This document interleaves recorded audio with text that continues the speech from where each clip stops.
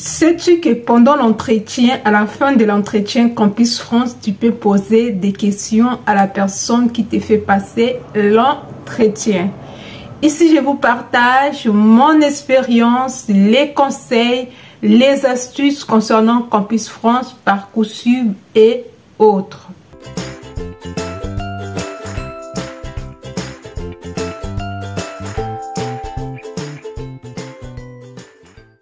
Il faut savoir que l'entretien Campus France est un entretien pédagogique. C'est un moment pour attester vos connaissances par rapport à la procédure Campus France, aussi de comprendre vos motivations et votre expression. Et à la fin, cette personne va rédiger quelques mots.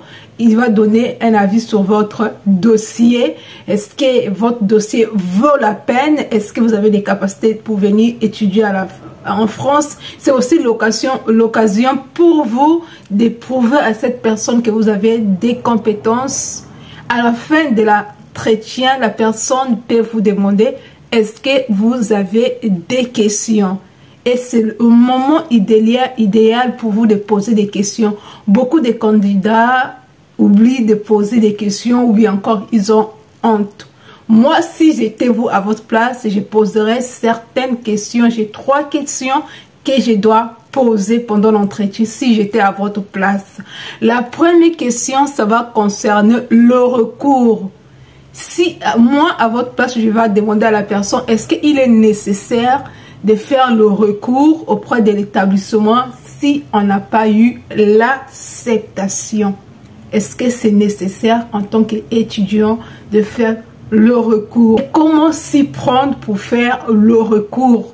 Parce que ça revient souvent dans les questions, dans les commentaires, le recours, tout ça. Ça, c'est une question à poser après votre entretien. La deuxième question sera, en tant qu'étudiant étranger, quel est le moyen le plus efficace pour moi pour justifier mon source de revenus? Est-ce que je dois prendre un garant? Est-ce que c'est un avis? Ou est-ce que c'est un compte bloqué? Ou bien encore, j'hésite entre l'avis et un compte bloqué. Qu'est-ce que vous pouvez me conseiller, vous, en tant que responsable de Campus France? Est-ce que je dois prendre un compte bloqué ou un avis? Quel est le choix qui est idéal pour moi qui se trouve en Afrique? Ça, c'est des questions à poser après votre entretien pour attirer leur attention.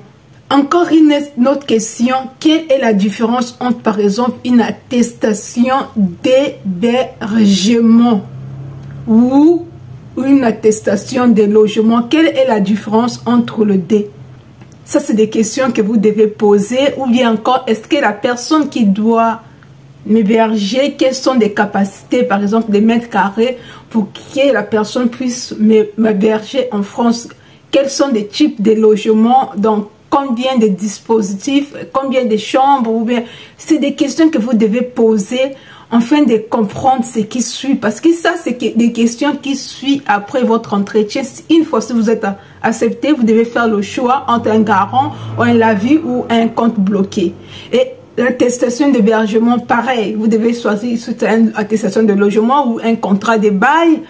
Ça, ce sont des choses qui vont vous poursuivre jusqu'à la demande des visas. Alors, si vous posez des questions sur des choses qui sont importantes, essentielles pour votre procédure, ça va attirer leur attention. Ça va aussi montrer votre implication à la procédure que vous êtes en train de faire. Donc, c'est très nécessaire que ce soit l'entretien d'embauche, peu importe l'entretien, si la personne en face de vous, surtout si vous avez bien répondu, si vous avez vraiment bien dialogué avec la personne, à la fin, il y a toujours ça. Est-ce que vous avez des questions? Est-ce que vous avez d'autres préoccupations par rapport à ce qui s'est dit aujourd'hui? Donc, c'est à vous de saisir cette opportunité de poser des questions. Il n'y a pas de questions bêtes. De poser des questions que vous ne comprenez pas par rapport à la procédure Campus France. Et ça, c'est très important. N'oubliez pas à poser des questions. N'oubliez pas de mettre les points sous les i sur les choses que vous n'avez pas compris. C'était tout dans cette vidéo. Si cette vidéo vous apporte de la valeur ajoutée, n'hésitez pas de vous abonner, aussi de liker, enfin de soutenir la chaîne. Je vous dis à très bientôt. De partager aussi dans vos groupes WhatsApp.